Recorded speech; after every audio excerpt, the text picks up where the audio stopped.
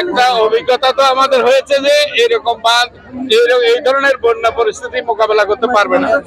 এটা করতে হলে আরো শক্তিশালী বাঁধ এবং উদ্যোগ আয়োজন প্রয়োজন। একবার দিছি তো এটা উড়াই নিয়ে গেছে, এটা যেন এরপরে এইরকম আসলেও যেন উড়াইতে না পারে এরকম এর ব্যবস্থা করে দেন।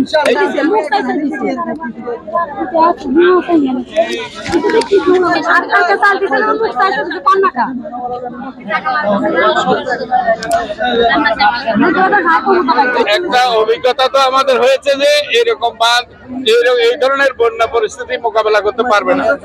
এটা করতে হলে আরো শক্তিশালী বাঁধ এবং উদ্যোগ আয়োজন প্রয়োজন। 2 বেলা খাবার দেবে, 2 বেলা খাবারের পরে আপনারা যদি মনে করেন আপনাদের পরিবারে বাড়িতে ফেরত যেতে পারবেন, আপনাদেরকে 1 সপ্তাহ খাইতে পারার মতো করে চাল, ডাল, তেল, নুন, চিনি সবই দেওয়া হবে। যাওয়ার সময় একটা প্যাকেট নিয়ে যাবেন বাড়িতে, নিজের বাচ্চাদেরকে রান্না করে খাওয়ার জন্য। মাটি শুক না হয়ে গেলে এবার যার যার কাজ কামে যায় আপনারা নিজেরা নিজেদেরকে খাবেন।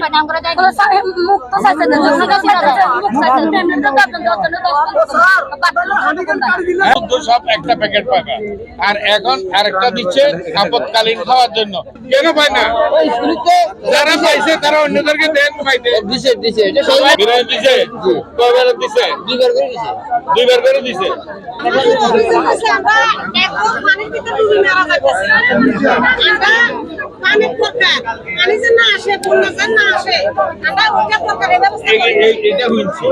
এটা তো আইজে করে দিতে হতো।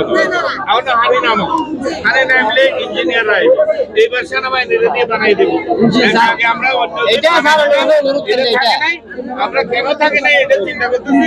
একবার দিছি তো এটা উড়াই নিয়ে গেছে, এটা যেন এরপরে এইরকম আসলেও যেন উড়াইতে না পারে এরকম এর ব্যবস্থা করে দেন। একটা অভিজ্ঞতা তো আমাদের হয়েছে যে এরকম বাঁধ এই ধরনের বন্যা পরিস্থিতি মোকাবেলা করতে পারবে না। এটা করতে হলে আরো শক্তিশালী বাঁধ এবং উদ্যোগ আয়োজন প্রয়োজন। সেটা দেখার জন্য এই অভিজ্ঞতার আলোকে যে বড় ধরনের প্রজেক্টের আয়োজন করা হচ্ছে, ওই প্রকল্প যাতে যথাযথভাবে যথাযথ কর্তৃপক্ষ যথাযথ টেকনিক্যাল সাপোর্ট নিয়ে এটা করা যায় সেই উদ্যোগ আয়োজন সম্পন্ন করা হবে। এই কাজটা করা সম্ভব। এটা ছোট ছোট প্রজেক্ট না, ওটা অনেক বড় প্রজেক্ট।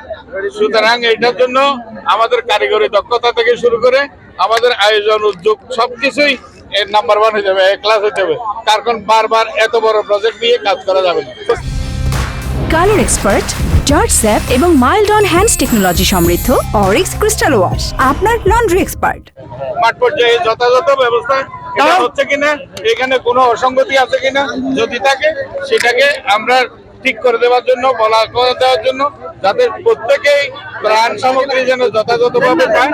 আর এখানে বন্যাজনিত কারণে যে সমস্ত সমস্যাগুলো হচ্ছে এগুলি জানবার জন্য আমরা আসছি। কি করলে এটা থেকে নিষ্কৃতি পাওয়া যাবে সেটা সরকার এদের কাছ থেকে শুনলো, যারা ভুক্তভোগী তাদের কাছ থেকে শুনে যথাযথ ব্যবস্থা গ্রহণ করবে। এটাকে অনেক চিন্তা করতে হয়, বাসটা কেমনে দেবে, কেমনে দিলে থাকবে। একবার দিছে তো, এটা তো থাকে না। এবার এটা তো বাদ তো উড়াই নিয়ে গেছে। এখন এটাকে পার্মানেন্ট করতে হলে কি করতে হবে? সরকার তো চিন্তা করে।